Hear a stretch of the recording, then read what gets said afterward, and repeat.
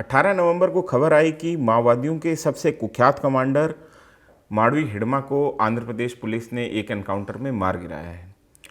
हम news pinch में आपको लगातार ये कोशिश करते हैं कि हम आपको सिर्फ खबर ना दें, खबर के इतर भी हम आपको ऐसी जानकारियां दें ताकि आप एक बड़े परिप्रेक्ष्य में, एक लार्जर होराइजन में चीज़ों को समझ पाएँ। और इसी चीज़ को समझाने के लिए आज हमारे साथ हैं राहुल पंडिता। राहुल पंडिता हमसे जुड़े हैं जूम के माध्यम से। राहुल सर की तीन किताबें आई हैं मुख्य रूप से। पहली किताब नक्सलिज्म के ऊपर है, जिस सलाम बस्तर नाम से। दूसरी किताब our moon has a blood clot, जो कि 1991 में 90-91 में जो कश्मीरी पंडितों का माइग्रेशन हुआ उसका भोगा हुआ यथार्थ है। और तीसरी किताब पुलवामा पे, अभी पुलवामा का जो हालिया हमला हुआ उसकी उसकी इन्वेस्टिगेशन है, जिसका नाम है lover boy of Bahawalpur. Rahul sir से पर्सनली मैं मतलब उनका मुरीद रहा हूँ, और नेशनल सिक्योरिटी में अगर आपकी दिलचस्पी है तो आपको राहुल सर को लगातार पढ़ते देखते रहना चाहिए। मैं खुद उनको फॉलो करता हूँ। हिडमा के, जो कि एक बड़ा नक्सली कमांडर था, उसकी मौत के बाद में हमने ये सोचा कि आपको नक्सलिज्म के बारे में, माओवाद की जो पस मंजर रहा है, जो उसका बैकड्रॉप रहा है, उसके बारे में समझाया जाए, और ये किस तरीके से ये पूरा ऑपरेशन रहा है इसके बारे में आपको थोड़ी सी जानकारी दी जाए। इसके लिए हम राहुल सर हमारे साथ में जुड़े हैं। राहुल सर, शुक्रिया न्यूज़ पिंच के साथ में जुड़ने के लिए। 1967 में जो नक्सलवाड़ी नाम का एक गाँव है दार्जिलिंग में, वहाँ से ये पूरा का पूरा जो बगावत जो है शुरू होती है। इस वजह से भारत में माओवादी आंदोलन को नक्सलवादी आंदोलन भी कहा जाता है, क्योंकि उसके जो रूट्स हैं वो नक्सलवाड़ी, जो एक दार्जिलिंग का छोटा सा गांव है, टी स्टेट में, वहाँ पहली बगावत शुरू होती है जंगल संथाल के द्वारा। वहाँ पर जाता है। तो हम थोड़ा सा इतिहास समझेंगे, और फिर जो अभी का जो नक्सलिज्म हमारे सामने है उसकी रूट किस तरीके से आंध्र प्रदेश में जाती हैं, और किस तरीके से वो नक्सलिज्म जो अब माओवाद जो है किस तरीके से फलता फूलता है, खासतौर पे मध्य भारत के इलाकों में, छत्तीसगढ़ झारखंड में।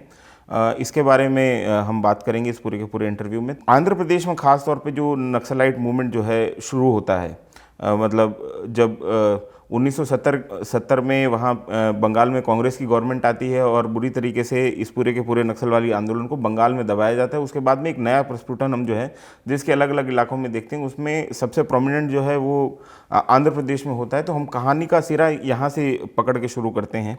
तो उसके बारे में आप थोड़ा सा हमको, हमारे व्यूअर्स को जानकारी देंगे तो।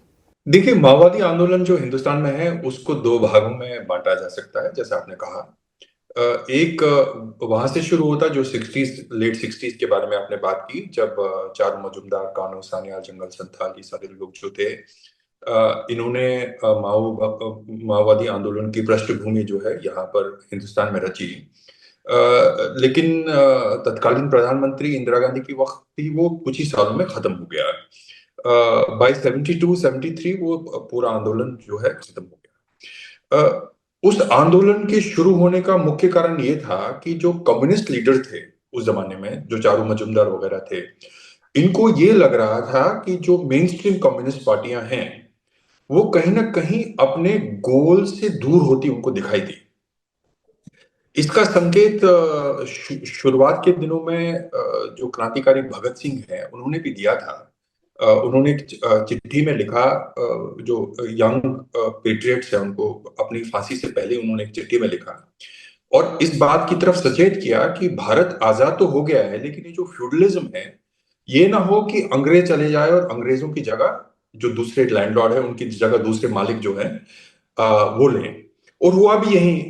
अगर आप एक तरीके से देखें तो अंग्रेज तो चले गए, लेकिन उसकी जगह पॉलिटिशियंस ने ले ली, लीडर्स ने ले ली।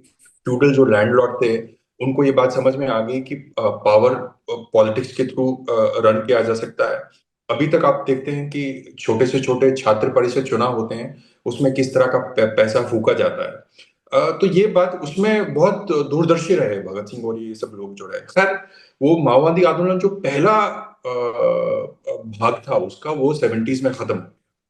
लेकिन उसके बाद आंध्रा में बहुत ही कमिटेड कम्युनिस्ट कार्यकर्ता थे जो टीचर थे। उनका नाम था कोंडापल्ली सीताराम अय्यर।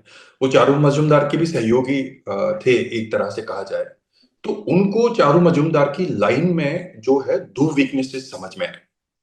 एक तो ये है कि ये जो क्लास एनाहिलेशन चारू मजूमदार ने कहा कि सबको मारो दुश्मन मिले, उससे एक अराजकता सी पैदा होगी। मतलब सेंट स्टीफंस प्रेसिडेंसी कॉलेज के लड़के जिनको कोई आइडियोलॉजिकल बैकग्राउंड नहीं है, वो उस तरह लेकर या कंट्री में पिस्टल लेकर कलकत्ता की सड़कों पर निकल रहे हैं और किसी इकलौते पुलिस वाले को देखकर उनका उसका गला काट दिया, तो ये इससे रिवोल्यूशन नहीं आ सकता।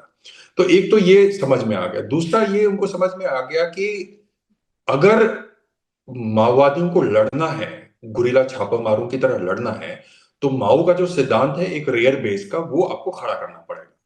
क्योंकि जब आप स्टेट से लड़ते हैं, और स्टेट आपके पीछे आएगी जरूर, ये तो जाहिर सी बात है।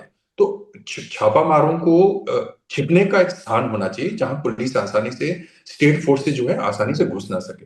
तो एक तो ये लाइन में बदलाव हुआ। दूसरा लाइन में ये बदलाव था कि चारू मजुमदार जो है ओवरग्राउंड ऑर्गेनाइजेशन के सख्त खिलाफ थे। तो उसकी कमजोरी जो है वो भाभी कोंडापल्ली सीतारामैया ने, केएस उनको कहा जाता था पॉपुलरली, तो केएस ने वो स्थिति भांपी।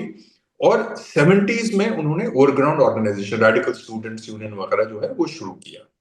तो ये जो पहले माओवादी गुरिल्ला, इसका जो पहले जो दस्ते थे स्कॉट्स, जिसमें किशन जी, उनके भाई जिनका भी अक्टूबर में आत्मसमर्पण हुआ, सोनू जिनको कहा जाता है, जिन्होंने महाराष्ट्र सीएम के सामने आत्मसमर्पण किया, ये सब लोग वो पहले लोग थे जो उस उन स्क्वाड्स का हिस्सा थे।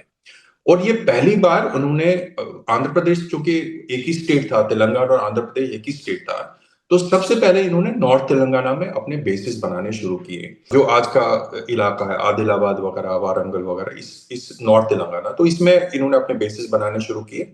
और धीरे धीरे जो है जून 1980 में दो स्क्वाड करीब बस्तर में घुसे वहां पर।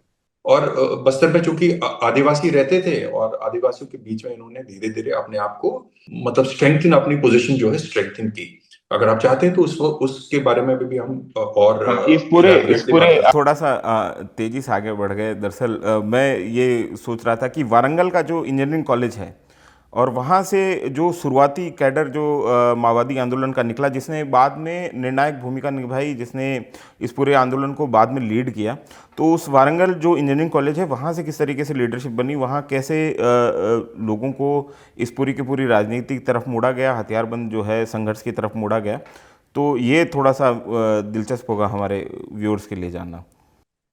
ये जिस कॉलेज का आप जिक्र कर रहे हैं और उसके आसपास के जो तमाम जो उस वक्त स्टूडेंट्स थे, जो माओवादी आंदोलन की तरफ आकर्षित हुए, और उनका नंबर उस वक्त का ठीक ठाक था, वो वो सारे कोंडापल्ली सीतारामैया की इसी लाइन से प्रभावित हुए।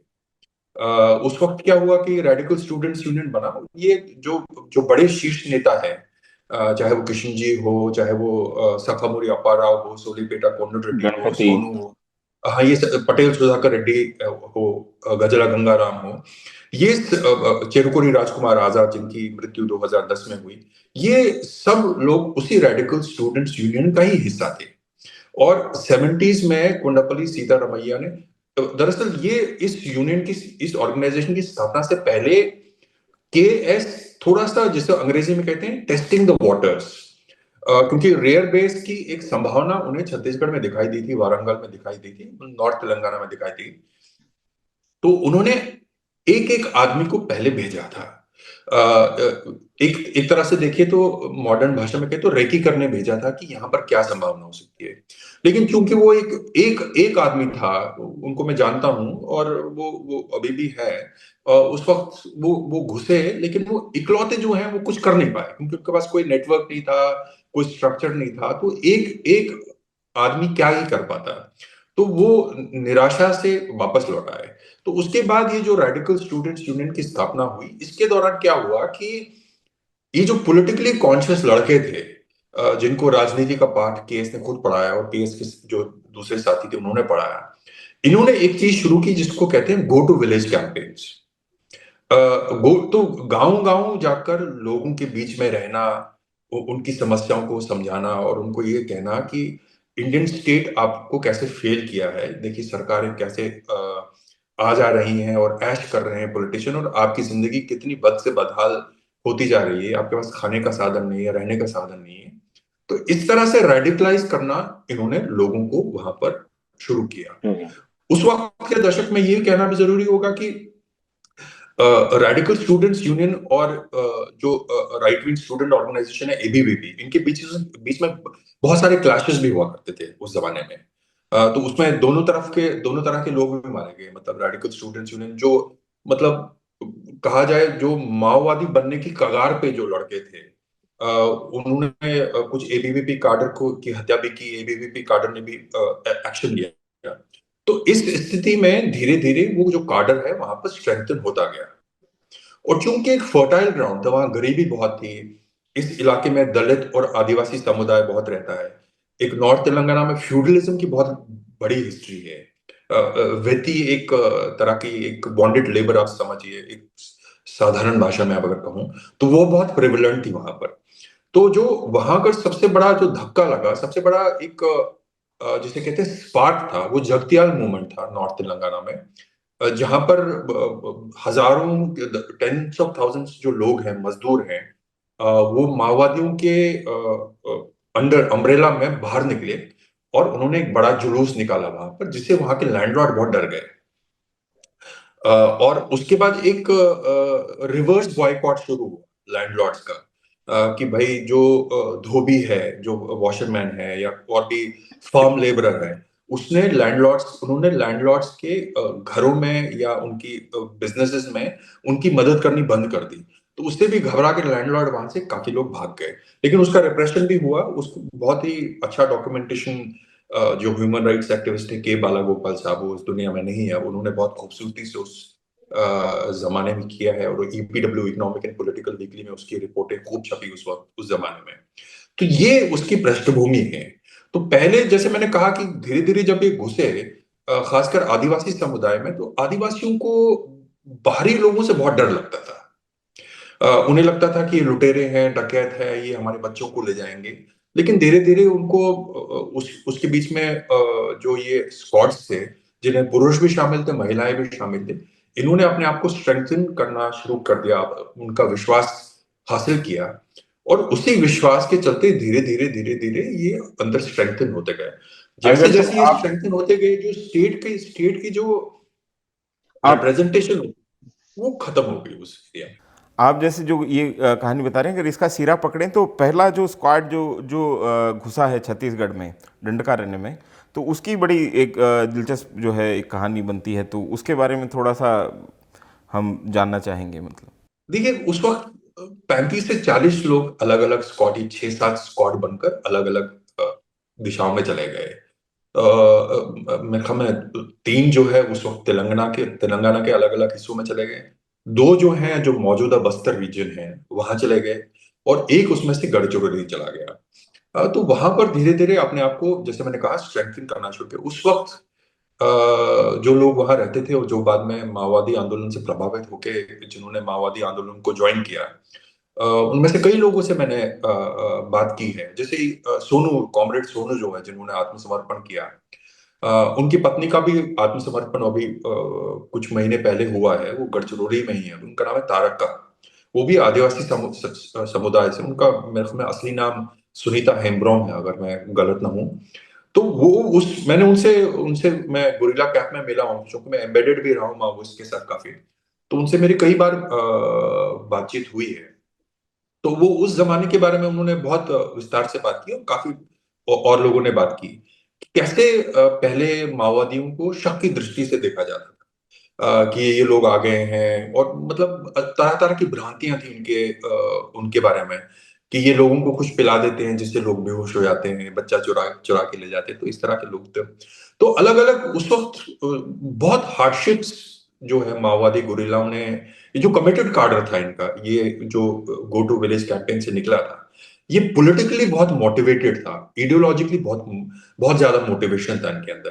तो इसीलिए वो हार्डशिप्स उस जमाने की झेल पाए, और इन्होंने धीरे धीरे स्ट्रेंथन किया। फिर धीरे धीरे क्या हुआ कि चूंकि वहां स्टेट का एक हिसाब से देखे तो कोई नामो निशान नहीं था। जैसे हमने कहा, मेरी पहली किताब थी द एब्सेंट स्टेट, कि मतलब जो वैक्यूम एक स्टेट क्रिएट करता है, उसी को माओवादी आंदोलन, ये जो छापामार है, इन्होंने फिल किया। तो उस जमाने में क्या होता था कि पेटी पॉलिटिकल रिप्रेजेंटेटिव जो है, जो फॉरेस्ट गार्ड है मान लीजिए, या पुलिस कांस्टेबल है, वो आदिवासियों को वहां तंग करता था। अल्लापल्ली गढ़चिरौली में एक घटना है कि वहां उस जमाने में एक तहसीलदार हुआ करता था, जो एक सरकारी स्कूल में कहीं भी जाके लड़कियों को मॉलेस्ट करना शुरू कर देता था। स्वीडिश राइटर जो है जॉन मर्डाल, उनके पिताजी नेहरू नेहरू जी के बहुत अच्छे दोस्त थे। वो 1980 में पहली बार वारंगल गए, और वो बाद में भी गए, वो गणपति से भी मिले, आई थिंक 2010-11 के आसपास मेरे ख्याल से। लेकिन 1980 में पहली बार वो गए, तो वारंगल में उनको एक घटना का जिक्र किया कि एक फ्यूडल लैंडलॉर्ड जो था उसका एक मान लीजिए उनका गुंडा, आज की भाषा में कहें, तो वो बहुत लड़कियों को, महिलाओं को बहुत परेशान करता था। तो जब माओवादियों को पता चला कि वो परेशान करता है, उसको मार्केट में उन्होंने बुलाया और फिर उसकी हत्या, मतलब उसकी हाथ पांव काट दिया, हत्या कर दी। इन सब चीजों से जो रॉबिन हुड जैसे मामले हैं, इनसे भी माओइस्ट की जो बहुत है पॉपुलैरिटी बढ़ी। जो जैसा कि आपको मालूम है कि सीपीएम माओइस्ट, जो आज का सीपीएम माओइस्ट है, ये मुख्य तौर पर दो पार्टियों का मिश्रण है, तीन पार्टियों का मिश्रण है। एक तो पार्टी यूनिटी, एक people's war group. People's war group is original party 1980 में जिसका गठन हुआ पहली बार, जो मिलिटेंट ग्रुप बना पीपुल्स वॉर ग्रुप का। तो उसका जो पहला, जिसे वो मार्टर कहते हैं, अपना पहला शहीद जो है उनका, वो आदिलाबाद डिस्ट्रिक्ट का है। पेडी शंकर उसका नाम था, दलित परिवार से था। और सिंगरेनी कोल माइल्स है, उसमें उनका परिवार रहता था। तो वो भी इसी तरह पॉपुलर बना कि उसने वहां पर एक, जो उसकी सोसाइटी में, कम्युनिटी में गुंडा दबंग जो था, उसको उनको उसके साथियों ने मारा। उसके बाद वो गढ़चिरौली के, तो मतलब जा रहा था, तो उसको सीआरपीएफ की टुकड़े ने पीछे से मार दिया। तो उसको पीपुल्स वॉर ग्रुप अपना पहला मार्टर मानती है। तो सबसे पहले दलित समुदाय में जो जो जो तथाकथित बैकवर्ड समुदाय है, और उसके बाद आदिवासियों के बीच में धीरे धीरे माओवादियों ने अपनी पैठ जमाई। दिलचस्प बात यह है सर कि जो आंदोलन एक तरीके से, जिसकी शुरुआत इस तरीके से हुई कि स्थानीय तौर पे जो सरकार के नुमाइंदे हैं या जो पुलिस के नुमाइंदे हैं, जो फॉरेस्ट गार्ड है, उनके अत्याचारों के खिलाफ जो आंदोलन शुरू होता है, शुरुआत में जो शुरुआती इनको लोकप्रियता मिलती है वो इस वजह से मिलती है। वो कैसे एक नेक्सस बनाता है लिट्टे के साथ में, और फिर जो एलटीटी के साथ में नेक्सस बना के, और आईडी जो इम्प्रोवाइज जो एक्सप्लोजिव हैं, उनको कैसे, उसमें कैसे महारत हासिल करता है। और इस कला में और एम्बुश लगाने में जो है माओवादियों की जो महारत हम लोग एक रणनीतिक तौर पे देखते हैं, उसका विकास अगर हम उसको जानना चाहें तो, मतलब उसको अगर समझना चाहें तो उसको किस तरीके से समझा जा सकता है? देखिए, सबसे पहले जब माओवादी ने शुरू किया, तो उनके पास बहुत रूडिमेंट्री वेपन्स हुआ करते थे, है ना? तो उनके पास हथियार बहुत कम थे। बाद में उन्होंने अपने हथियारों की आपूर्ति दूसरे जगहों से करना शुरू की। जैसे उन्होंने आर्मरीज को, जैसे 2000, मिड 2000 के दशक में हमने देखा, और नारायणगढ़ में आर्मरी लूटी, और बहुत सारे इस तरह की घटनाएं हुई, जिससे उनकी हथियारों की जो सप्लाई है वो बहुत बढ़ी। एक जमाने में ये भी होने लगा 2009-10 के आसपास कि वो नॉर्थ ईस्ट इंसर्जेंट ग्रुप्स है, उनके द्वारा चाइना से भी हथियार मंगाना उन्होंने शुरू किया, क्योंकि उनके पास पैसों की उस तरह से कोई कमी नहीं थी। तो लूटा हुआ सामान और बाहर से जो आना सामान, कई जगह फैक्ट्रीज भी पकड़ी गई, जिसमें AK-47 वगैरह वो उन्होंने क्लोन करना शुरू कर दिया था उनका। तो इस तरह की काफी सारे जो वेपन्स है वो उनके हाथ में आए। लेकिन उनकी जो सबसे बड़ी ताकत थी वो है इम्प्रोवाइज एक्सप्लोसिव डिवाइस, जिसमें उनमें से कई लोगों को बहुत बड़ी महारत हासिल थी। वो उस महारत उन्होंने कई बार दिखाई है। तत्कालीन जो अभी भी मुख्यमंत्री, उस वक्त भी मुख्यमंत्री थे, चंद्रबाबू नायडू, वो तिरुपति के पास उनकी कॉन्वॉय पे एक बहुत बड़ा हमला हुआ, जो मतलब गुरिल्ला वॉरफेयर की दृष्टि से देखा जाए तो वो एक बहुत ही सिग्निफिकेंट हमला था। उसमें चंद्रबाबू नायडू बहुत बुरी तरह से घायल हुए, लेकिन ईश्वर मेरे ख्याल में उनके साथ था और वो बच गए। उस समय कहा गया कि चंद्रबाबू नायडू अम्बेसडर में बैठे हुए थे, इसलिए बच गए। ये बड़ा क्योंकि बहुत भारी भरकम गाड़ी होती है वो, तो उसको उड़ा दिया था माओवादियों ने। हाँ जी। तो बहुत सारे लोग उस वक्त महा मतलब हताहत हुए, और मतलब मुझे याद है, मैं किसी इन्वेस्टिगेटर से बात कर रहा था, तो उन्होंने कहा कि पेड़ पर भी उन्होंने वो एक्सप्लोसिव डिवाइसेस लटका के रखे। तो इसके बारे में हमने कई बार जो उनके सेंट्रल कमेटी के लीडर्स हैं उनसे पूछने की कोशिश की, लेकिन वो इस मामले में ज्यादा टाइट लिप्ड ही रहे, इसके बारे में बहुत ज्यादा बात नहीं कर। मैंने एक साक्षात्कार में गणपति से भी एक पूछा था, जो उनके तत्कालीन जनरल सेक्रेटरी या कमांडर इन चीफ थे एक तरह से।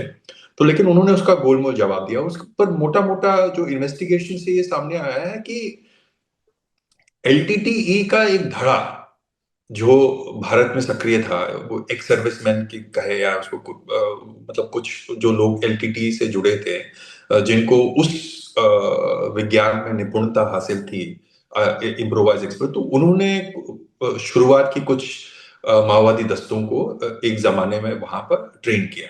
लेकिन उसके बाद वो उनकी ट्रेनिंग खुद ही इतनी पुख्ता थी कई लोगों की कि उसके बाद उनको आगे ट्रेनिंग की जरूरत नहीं पड़ी, और वो आगे के जो भावी गुरिल्ला दस्ते हैं उनको वो खुद ट्रेनिंग दे पाते थे। कई बार वो जो ट्रेनिंग मैनुअल है वो वियतनामीज कांग्रेस के जो लड़ाई में उन्होंने अपने शामिल किए अमेरिका के खिलाफ, बम बनाने की, गुरिल्ला वॉरफेयर किया था, और उसमें बहुत एम्बुश लगाने में बहुत ही महारत हासिल थी। मतलब एल शेप एम्बुश लगाना, यू शेप एम्बुश लगाना। तो इसमें आपने देखा होगा कि शुरुआत के दिनों में सिक्योरिटी फोर्सेस, खासकर सीआरपीएफ को बहुत बहुत बड़े बड़े नुकसान इसीलिए झेलने पड़े, क्योंकि जो जनरल ड्यूटी कांस्टेबल है सीआरपीएफ का, उसके पास इस तरह की ट्रेनिंग थी नहीं कि वो इस तरह की जो मिलिट्री एक्सपर्ट है, एक तरह से एम्बुश में एक्सपर्ट है, उससे निकल सके, और उससे बहुत बड़ा नुकसान जो है सीआरपीएफ को उस जमाने में उठाना पड़ा। सर का बहुत लंबा समय और मेरा बहुत छोटा सा समय जो है वो छत्तीसगढ़ में माओवादियों के साथ में बीता है। और वहाँ पे मैं आपको बताना चाहूँगा कि उनके जो हथियार हैं, अगर आप उनको देखेंगे, जैसे उनका जो यूबीजीएल है, अंडर बैरल ग्रेनेड लॉन्चर जो हैं, वो उन्होंने खुद डिज़ाइन किए हैं। बहुत सारे हथियार उन्होंने खुद डिज़ाइन किए हैं, जो कि आपको ऐसा सरप्राइज करते हैं कि बहुत कम संसाधनों में कितनी बेहतरीन इंजीनियरिंग की जा सकती है। जैसे जो वहाँ पे मेरा गाइड था जब मैं छत्तीसगढ़ में जा रहा था सर, तो ये जो स्केल नहीं होती है, स्टील की स्केल, उससे उसने एक बढ़िया डैगर बना रखा था। मतलब मैं बहुत सरप्राइज था उस चीज़ से कि किस तरीके से एक छोटी सी पतली सी जो स्केल आती है हमारे सामने, उससे कितना बेहतरीन चाकू बनाया जा सकता है। तो ये इस चीज़ की जो है जो उनकी इंजीनियरिंग, या आप रिवर्स इंजीनियरिंग कह लीजिए या क्रिएटिव इंजीनियरिंग कह लीजिए, जो भी चीज़ आप जिस तरीके से देखें, तो माओवादियों की जो दो चीज़ें बहुत मेरे को प्रभावित करती हैं, वो पहली चीज़ है कि उनका जो ह्यूमन इंटेलिजेंस नेटवर्क था वो बहुत स्ट्रांग होता था। और दूसरी चीज़ ये है कि वो अपने आर्म्स एंड एम्यूनिशन पे जिस तरीके से इंजीनियरिंग करके उसको नए सिरे से खड़ा करते थे, नए तरीके के हथियार, जो कई हथियार उन्होंने ऐसे बनाए जो कि जब सिक्योरिटी फोर्सेस ने बरामद किए तो पहली पहली मर्तबा तो उनको समझ भी नहीं आया कि ये किस किस काम में आता है। ऐसा मेरे मेरे को देखने को वहाँ पे मिला है। एक एक एक स्पार्सनेस जो है इस्तेमाल में, स्पार्सनेस जिसे अंग्रेजी में अपन लोग कहते हैं, कि मतलब जो भी आपके पास हथियार है उसको बड़ी तरतीब से इस्तेमाल करना। जैसे कई बार हमने एनकाउंटर्स में देखा जो सीआरपीएफ के साथ हुए मिड 2000 में, उसके बाद भी 2014-15 तक बहुत बड़े बड़े एनकाउंटर्स होते गए। उसमें हमने ये पाया कि मतलब 1000-2000 सीआरपीएफ की टोली है, और दूसरी तरफ से 80-90-100 माओवादी गुरिल्लास हैं। लेकिन वो जब फायरिंग करते हैं तो बहुत सोच समझ कर करते हैं, क्योंकि वो हमेशा अपना एम्यूनिशन बचा के चलते हैं। लेकिन चूंकि उस वक्त सीआरपीएफ के पास उतनी ट्रेनिंग नहीं थी, अब तो खैर अच्छी ट्रेनिंग है उनके पास बहुत, वो भी सीख गए हैं अपने एक्सपीरियंस से, खासकर कोबरा कमांडोज वगैरह। लेकिन जंगल वॉरफेयर की पूरी उस स्कूल ही खुली सर उसके जी, बाद में। लेकिन हाँ। उस वक्त ये होता था कि वहां से 100 गोली चलती थी और यहाँ से 5000 राउंड फायर होते थे, और उसके बावजूद भी 20, 30, 40, 50, 60, 70 लोग सीआरपीएफ के मारे जाते थे, और उस तरफ कैजुअलिटीज ना के बराबर होती थी यार, और बहुत कॉर्डन बहुत कम तोड़ होती के थी। निकल जाते थे। हाँ। जी, और उनका एम्बुश तोड़ना बहुत मुश्किल रहता था, मुश्किल। वो तोड़ नहीं पाते थे। जी। मैं अब यहाँ से, क्योंकि अभी जो हम लगातार बात कर रहे हैं कि माओवाद जो है अपने लगभग आखिरी पड़ाव पे पहुँच चुका है, एक बार के लिए जो है एक लंबा लंबा जो है विराम जो है इसके इस पूरी की पूरी इंसर्जेंसी पे आता हुआ हमें दिख रहा है। बड़े मास लेवल पे सरेंडर हुए हैं, बड़ी लीडरशिप मारी गई है। और हालिया में जो इनका सबसे कुख्यात जो कमांडर है हिडमा माडवी, उसके एनकाउंटर में एक मौत हुई, उसके साथ में 5 और लोग जो मारे गए हैं, उसमें उनकी पत्नी भी शामिल है। हिडमा के बारे में बहुत सारी जो हैं कथाएं, बहुत सारे दंत कथाएं जो हैं जंगल में चलती हैं, सुनी जाती हैं। तो हम आपसे ये जानना चाह रहे हैं कि हिडमा पॉलिटिसाइज कैसे हुआ, वो किस तरीके से माओवादी संगठन से जुड़ा, उसके बारे में, जो बदरन्ना जो एक तरीके से जिन्होंने उसको रिक्रूट किया, उसके बारे में आप थोड़ा सा जानकारी हमारे व्यूअर्स को दे पाएँ तो। देखिए, हिड़बा से पहले मैं एक चीज, मैं इसका एक तरह से अंत करते हैं इस कॉन्वर्सेशन का, वो इसलिए कि यही समझना भी बड़ा जरूरी है कि माओवादी आंदोलन खत्म कैसे हुआ। कि एक ऐसा मूवमेंट जिसको तत्कालीन प्रधानमंत्री ने India biggest internal security threat करार दिया 2009 में, और कुछ ही सालों में उसमें इतनी क्षति पहुंची कि वो खत्म हो गया। और जो केंद्रीय गृह मंत्री अमित शाह की जो डेडलाइन है, वो लगता है कि वो पूरी हो जाएगी मार्च 2026 की। हुआ क्या? हुआ ये कि जिस वायदे के साथ माओवादी छापामार अंदर आए थे आदिवासियों के संरक्षण के लिए, उनके नेचुरल रिसोर्सेज के संरक्षण के लिए, वो उन्होंने बहुत कम किया। और उनकी लड़ाई जो ऑब्सेशन जो है वो इंडियन स्टेट के फोर्सेस के साथ लड़ने में पूरा पूरा खर्च हो गया। दूसरी तरफ से ये हुआ कि लगातार 2009-10 से जब से ये थ्रेट बहुत बढ़ी, तब से सड़कों का नेटवर्क, मोबाइल का नेटवर्क, ये बहुत व्यापक तौर पर पिछले कुछ सालों में शुरू हुआ। इससे क्या है कि माओवादी छापामार कई जगहों पे बौखला भी गए और उन्होंने आनन फानन जो है आदिवासियों की हत्या करनी भी शुरू कर दी बहुत बहुत सारे इलाकों में। छिटपुट घटनाएं तो होती रहती थी कि आप कहीं गांव में चले गए और उसके बाद इन्फॉर्मर होने की शक के बिना पर आपने किसी आदिवासी की हत्या कर दी। लेकिन जैसे जैसे सिक्योरिटी फोर्सेस का थ्रस्ट आगे बढ़ता, चीज को हैंडल नहीं कर पाए। और वो जो जन अधिकार के मुद्दे हैं, आदिवासियों के जो मुद्दे हैं, जिसपे उन्होंने कसम खाई थी, ओथ लिया था कि इनकी संरक्षण करेंगे, वो सब करेंगे, उससे वो बहुत दूर होते दिखाई दिए। और दूसरी तरफ स्टेट का जो एक तरफ से एनफोर्समेंट आया, उसकी तरफ धीरे धीरे जो है वो आदिवासी उस तरफ आकर्षित हुए और वो आंदोलन खत्म हो गया। अब चूंकि मोबाइल नेटवर्क वगैरह है, पहले जानकारी नहीं आती थी, अब इन्फॉर्मर है आपके पास, वो फट से तुरंत आपको वो इंफॉर्मेशन देगा। दूसरा, बस्तरिया बटालियन डीआरजी वगैरह की जो स्थापना हुई है, उन्होंने बहुत काम किया है पिछले कुछ महीनों में, क्योंकि उसी समुदाय से हैं, उसी सोसाइटी में पले बड़े हैं, तो कई तो सरेंडर्ड माओइस्ट भी है, तो उनको सब कुछ मालूम है। हिड़मा की जो बात है, हिड़मा जो था, एक तरह से कहे, इसका सिंबॉलिज्म ये है कि एक तरह से लास्ट फाइटिंग फोर्स, जो बड़ा पीएलजे की बटालियन है जिसको हेड करता था, वही मारा गया। तो अब आप ये कहना ठीक होगा कि माओइस्ट की जो फाइटिंग फोर्स है वही एक तरह से खत्म हो गई। हिडमा का ये भी एक सिंबॉलिज्म ये था कि वो तीसरा इकलौता आदिवासी है जो सेंट्रल कमेटी, जो हाईएस्ट डिसीजन मेकिंग बॉडी है उनकी, उसका मेंबर बना।